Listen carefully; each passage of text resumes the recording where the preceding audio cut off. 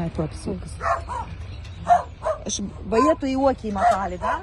Dar vrei să dau o banană? Să mănânci, să dau o mână, să mănânci, să o cureți. Vrei?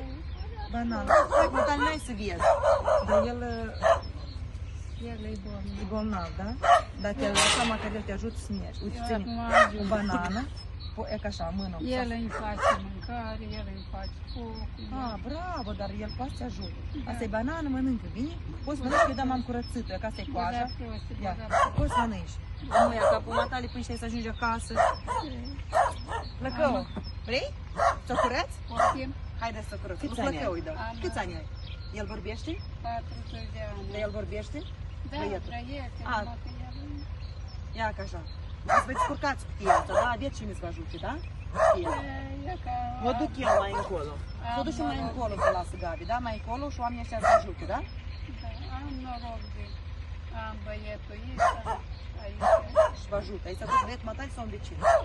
E băietul meu aici. Dacă băietul matale să te ajute, da, că vrei să mă tot băietul să te ajute.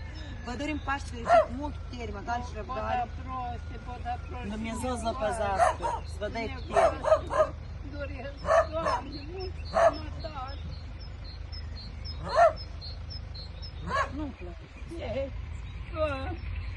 Când era omul meu, aveam și casă și după ce a murit el și casa s-a deschis. Și, așa.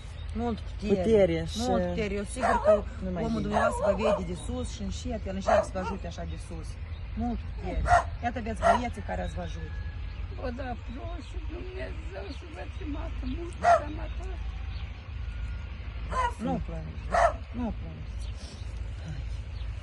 Noi ne ducem și la alți bătrâni, vă lăsăm cutia aici și băiatul să vă ajute. Bine? Fiți sănătoși și mult putere. Mulțumim din suflet, dumneavoastră tot, mai mult, că aveți nevoie mai mult. Sănătate și multă răbdare. Mulțumesc din suflet, mersi din suflet. La revedere. Noi vă dorim din suflet multă sănătate. Mulțumim din suflet, mulțumim din suflet. Da. Ia, oi, bravo, Plăcău ajută, bravo. La revedere, multă sănătate. Rămâneți cu bine. Să păzească Dumnezeu, să ferească de rău. Dumnezeu și pe Dumnezeu. Da, Doamne, Doamne.